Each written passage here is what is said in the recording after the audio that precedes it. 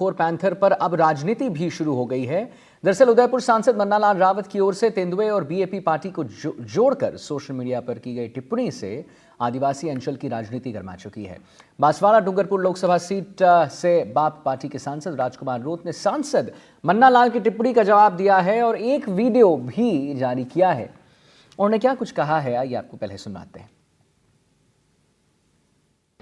जोहार साथियों, उदयपुर भाजपा सांसद मन्नालाल जी रावत द्वारा एक पोस्ट की गई है जिसमें कहा गया है कि गोगुंदा सायरा के अंदर आदमखोर जो पैंथर है वो बीएपी के द्वारा छोड़ा गया। मतलब एक शर्म आनी चाहिए उनको।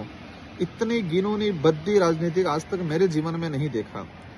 एक अपनी जिम्मेदारी से भाग रहे हैं। एक तरफ आदमखोर पैंथर ने उस इलाके में हाहाकार मचा रखा है।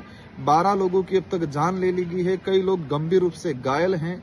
लगभग बता रहे हैं 30-40 पशुओं को उस आदमखोर पैंथरों ने मार दिया है। और मन्नालाल जी रावत को राजनीतिक सूझ रही है।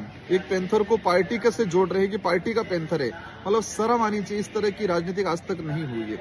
आपकी जानकारी में बता दूं किस तरह से भाजपा के नेता उदयपुर संभाग के जो नेता है बद्दी राजनीति कर रहे हैं। तो जैसा कि आप सुन रहे थे राजकुमार रोत को क्या कुछ कह रहे हैं वो हम आपको बता दें। उदयपुर में अब आदमखोर पैंथर पर अब राजनीति भी शुरू कर दी गई है। दरअसल उदयपुर सांसद मन्नालाल रावत की ओर से तेंदुए और बीएपी पार्टी को जोड़कर सोशल मीडिया पर टिप्पणी की गई है। विपिन सोलंकी हमारे साथ संवाददाता लाइव जुड़ गए हैं। तो विपिन, कहीं ना कहीं उदयपुर में आदमखोर पैंथर जहां एक तरफ नींद हराम किए हुए हैं इन वन संरक्षकों की, वहीं पे अब राजनीति भी इस पे शुरू हो गई है। तो क्यों राजनीति इस पे हो रही है और क्या ये पूरा मामला, जैसा कि राजकुमार रोत साहब बता रहे थे कि कैसे तेंदुए और बीएपी पार्टी को जोड़कर सोशल मीडिया पर एक टिप्पणी की गई है, क्या है वो सोशल मीडिया पर जो टिप्पणी की गई, जरा हमारे दर्शकों को बताइए।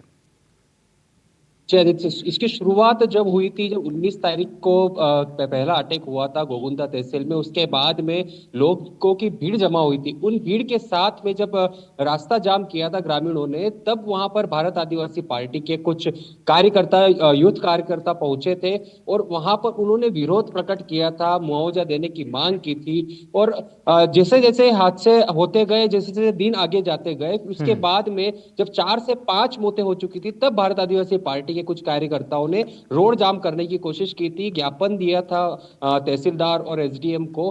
तब से ही ये विवाद छिड़ा और उसके बाद में भारत आदिवासी पार्टी के ही एक कार्यकर्ता ने एक्स अकाउंट पर एक मैसेज फॉरवर्ड किया है जिसमें इस पूरे घटनाक्रम को साजिश बताया था। उसी का पलटवार 24 सितंबर की बात है जब ये मैसेज फॉरवर्ड किया गया था भारत आदिवासी पार्टी के कार्यकर्ता की तरफ।